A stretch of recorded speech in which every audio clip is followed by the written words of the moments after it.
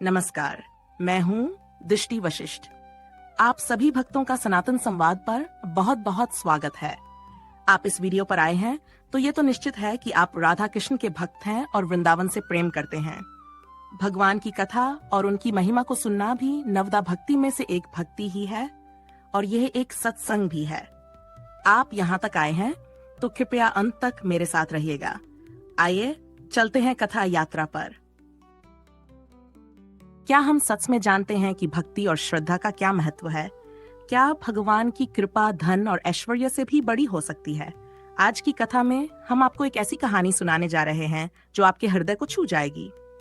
ये कथा है दो बहनों की, एक जो धनवान थी परंतु भक्ति से दूर और दूसरी जो साधारण थी लेकिन भक्ति से भरपूर।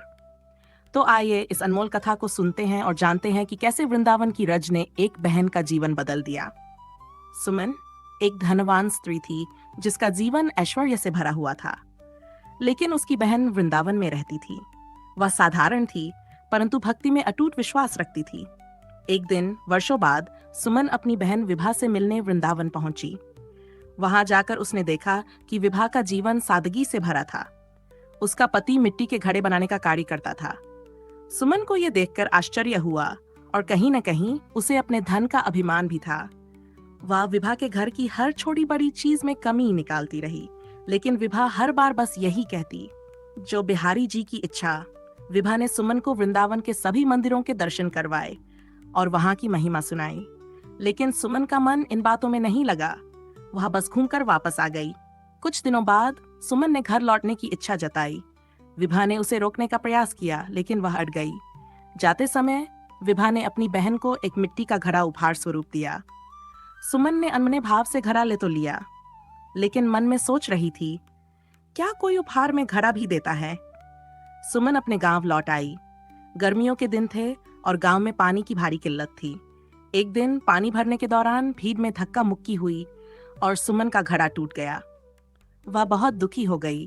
तभी उसे याद आया विभा का दिया हुआ घड़ा। उसने झट से रसोई में रखा घड़ा निकाला और पानी भरने चल पड़ी। लेकिन जब उसने इस घड़े का पानी पिया तो उसे कुछ अलग महसूस हुआ। उसी समय उसका पति खेत से लौटकर आया। गर्मी से बेहाल उसने पानी मांगा। सुमन ने उसी घड़े से पानी निकाल कर दिया। जैसे ही उसका पति पानी पीकर उठा, वह चकित रह गया।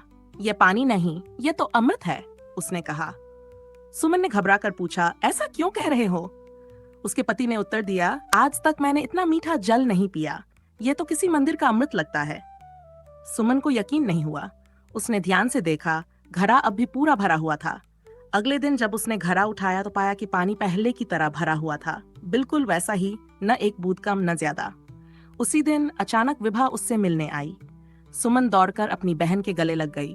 उसकी आंखों में आंसू थे। बहन, तूने जो घड़ा दिया था वह कोई साधारण घड़ा नहीं है। यह तो चमत्कारी घड़ा है। मैंने इसे तुच्छ समझकर एक ओर रख दिया था, पर यह तो अमृत का स्रोत निकला। विभा मुस्कुराई और बोली, अरे ओ मेरी भोली बहन, ये घड़ा वृंदावन की रज से बना है, जिस पर स्वयं किशोरी जी और ठाकुर जी नंगे पांव चलते हैं। ये घड़ा नहीं, ठाकुर जी की कृपा है। ये सुनते ही सुमन फूट फूट कर रो पड़ी।